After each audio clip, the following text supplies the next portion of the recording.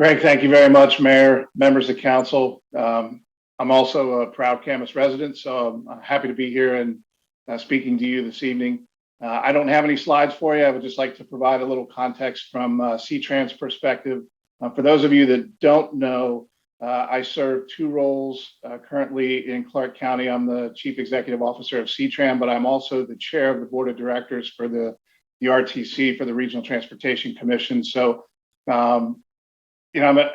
I would say from a C-TRAN and an RTC perspective, we're very much in favor of the project for the I-5 Interstate Bridge Replacement Program. The one thing I would say specifically from an RTC perspective is this can't be the only project.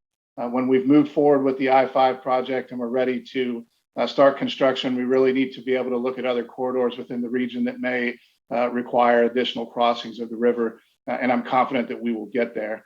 One thing that C-TRAN, and I think Greg alluded to it very well, was since the CRC project that did not go through, C-TRAN really had to reevaluate its own service grid and what it wanted to do really for the citizens of Clark County, but also how to transport some of our citizens across the river to jobs in Portland as well.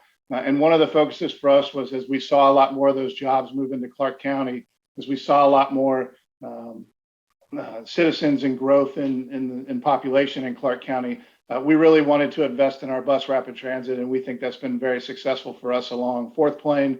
We just started construction on Mill Plain all the way out to close to 192nd from downtown about a month or two ago, and we're going to have a third one on Highway 99 that will eventually work its way through there as well. But we've added a lot of other things. We've streamlined our commuter service into Portland, and we continue to see the benefit of bus on shoulder. That was a project that we highlighted and piloted on SR 14 from 164 to 205. We now have 5 miles of bus on shoulder southbound from 99th Street to the I-5 bridge. And we also have a project on Glen Jackson 205 all the way across to the airport and also back across northbound. So we're excited about those things. I think it's important to note that from a C-TRAN perspective, when we talk about the bridge and transportation as a function of that, C-TRAN is mode agnostic. Really our goal throughout the project is to find a transportation experience that works for everyone. And what does that mean when we talk about that? That means there are good things about our system here in C-TRAN that we love, that we see expanding. There's great things happening across the river as well, and we want to try to marry those things together for the best investment in the long term.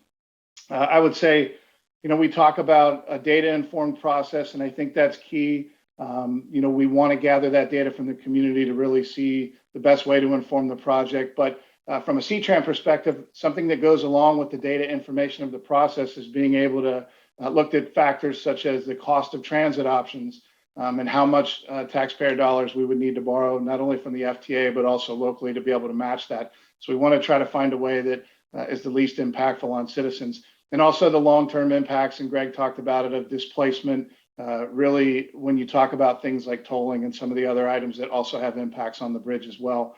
We're in a very unique position that we have the Infrastructure Investment and Jobs Act that's right there in front of us, and it really is a great opportunity to go get money for this infrastructure project. But the reality is we still have to really put the pen to the paper and make sure that we're doing the right things so that we're being responsible for Southwest Washington, but not just Southwest Washington, the project as a whole.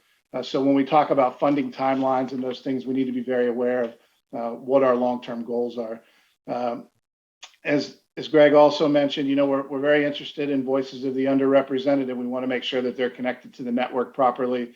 And really, a lot of those things have to do with tolling and mode shift impacts on driving habits and stuff like that. So when we think about downline considerations for C-TRAN specifically, we talk a lot about mode share, and I think it's important to note that C-TRAN's view of this is maybe a little bit different than some of our partners that are on the program, in that C-TRAN's goal is not to pull people out of their cars.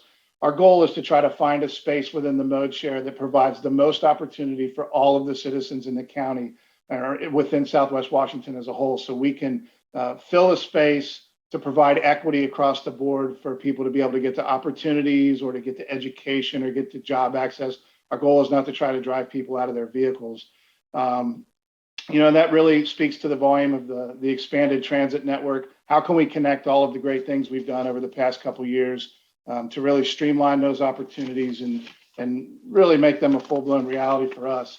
I want to give Greg and his team some credit, really a lot of credit. There's some good consultants on the project that are pulling a lot of data and doing a lot of good work. And it's a lot of data to go through, and it's as Greg had kind of mentioned, some of it is polarizing, some of it is minutia, but every single piece of data impacts someone. And I think that's why it's important that the partners that are on the project, while they're making decisions about what the long-term end game of the project will be, we really need that community feedback so that we can help make the best decisions possible. The last thing I would just add is, for those that were not part of the original iteration of the project, there was an interlocal agreement that existed between C-TRAN and TriMet. And 5 years ago, when I came on board at C-TRAN, one of the first things I did was inform our board that we did not think that ILA was valid anymore. The conditions of any new project we would go forward with has changed. And I think it's important to note that C-TRAN is very interested in seeing the viability of this project and moving forward. But one thing that we've been adamant with our board of directors about is that we feel it's only responsible that C-TRAN continue to cover only modes or infrastructure expenses that are operated within the C-TRAN network and nothing else.